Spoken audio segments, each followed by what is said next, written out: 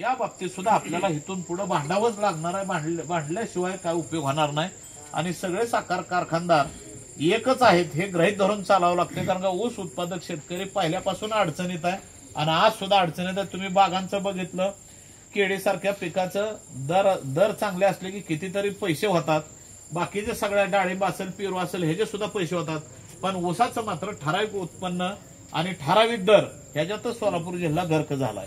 त्यामुळं आजच मी ह्या टाकळीच्या व्यासपीठावरून एक घोषणा करतोय की आपल्याला सगळ्या ऊस उत्पादक शेतकऱ्यांना संघटित झाल्याशिवाय चालू वर्षी आता जे पुढच्या महिन्यात 1 नोव्हेंबरला जो कारखाना चालू होणार आहे त्या कारखान्याचा सोलापूर जिल्ह्यातल्या सगळ्या साखर कारखान्यांनी पहिला हप्ता किती द्यायचा किंवा सगळ्या शेतकऱ्यांनी पहिला हप्ता किती घेतला पाहिजे या बाबतीतला दर ठरवायचा असला तर सगळ्या शेतकऱ्यांनी एकत्रित येऊन, माझ्या डोक्यात अशी संकल्पना आहे की आपल्या सोलापूर जिल्ह्याची ऊस परिषद मी 26 ऑक्टोबरला टेंभुर्णीला घ्यायच्या विचारात आहे की एक ऊस परिषद अशी घ्यायची की ऊस परिषदेमध्ये सगळ्या शेतकऱ्यांना बोलवून सगळ्या शेतकऱ्यांच्या विचारांनी पहिला हप्ता आम्हाला किती पाहिजे।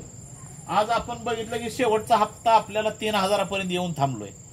महागाई तर तुमची एवढी सगळी वाढलेली आहे, साखर आज 40-42 रुपयाला आहे, पण कुठलाही कारखानदार तुम्हाला मोकळं पैसे कोण द्यायला तयार नाही। रिकव्हरीत कमी केलं जातंय, काटा कसा हाणला जातो हे तर मुख्यमंत्र्यांनी स्वतः आवर्जून सगळ्यांना सांगितलंय की बाबा कारखानदार काटा हाणतात आहे। मग ह्याच्यावर शिक्कामोर्तब झाला। आजपर्यंत खासगीत सगळेजण म्हणायचे, आम्ही सुद्धा चळवळीतली सगळी मंडळी म्हणायचो ही कारखाना काटा हाणतोय ते हाणतोय, पण ज्यावेळेस सरकारच्या प्रतिनिधी म्हणून मुख्यमंत्र्यांनी सांगितलं की काटा हाणणाराचा मी काटा काढणार आहे, त्याच्यावरनं मात्र त्या दिवशी लक्षात आलं की महाराष्ट्रातलं बहुतांश साखर कारखाना, काही चांगले साखर कारखाने सोडले तर शेतकऱ्यांचे आर्थिक शोषण कशी करतात ह्याचं एक त्या दिवशीचं उदाहरण आहे।